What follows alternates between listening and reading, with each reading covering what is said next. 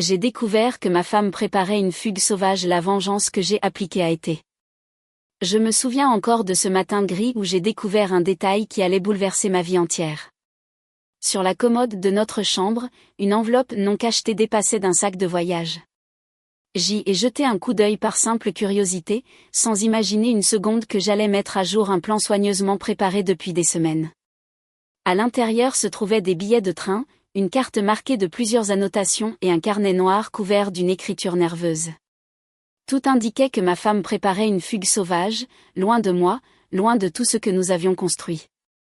Je n'ai pas ressenti immédiatement de la colère, mais plutôt une étrange lucidité glaciale. Pendant des années, je m'étais efforcé de maintenir une certaine stabilité, et voilà que tout vacillait sous mes yeux. Je savais que je ne pouvais pas l'affronter de manière frontale.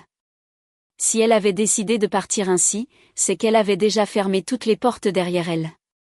Alors, je me suis promis d'appliquer une vengeance différente, silencieuse, mais implacable. J'ai commencé par observer ses habitudes avec une précision presque clinique. Chaque soir, je notais les heures de ses déplacements, les changements subtils dans sa façon de s'habiller, le rythme de ses messages. Plus je rassemblais d'indices, plus le puzzle de son projet s'assemblait devant moi. Elle voulait disparaître un dimanche soir, en prenant un train de nuit vers Marseille, avant de s'envoler pour une destination plus lointaine. Au lieu de tenter de l'en empêcher, j'ai choisi d'attendre.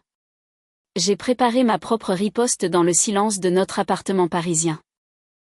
J'ai pris soin de transférer nos comptes communs vers un espace dont elle ignorait l'existence, de changer les clés de l'appartement et d'organiser ma vie comme si elle n'en faisait déjà plus partie. C'était ma façon de lui montrer que si elle voulait tourner la page, elle ne trouverait plus aucune trace de ce qu'elle cherchait à fuir. Le dimanche soir venu, j'ai entendu le cliquetis discret de la serrure et le pas hésitant dans le couloir. Je suis resté immobile, dans l'ombre, tandis qu'elle emportait son sac vers la sortie. Pas un mot, pas un geste pour la retenir. Je savais que ma vengeance s'accomplissait à cet instant précis. Elle partait avec l'illusion de tout abandonner derrière elle, mais en réalité c'était elle qui allait découvrir un vide total, une absence soigneusement organisée. Quand la porte s'est refermée, un silence lourd a envahi l'appartement. Je n'ai pas éprouvé de soulagement, mais une étrange forme de liberté. J'avais laissé partir ceux qui voulaient fuir, tout en reprenant le contrôle sur ma propre histoire.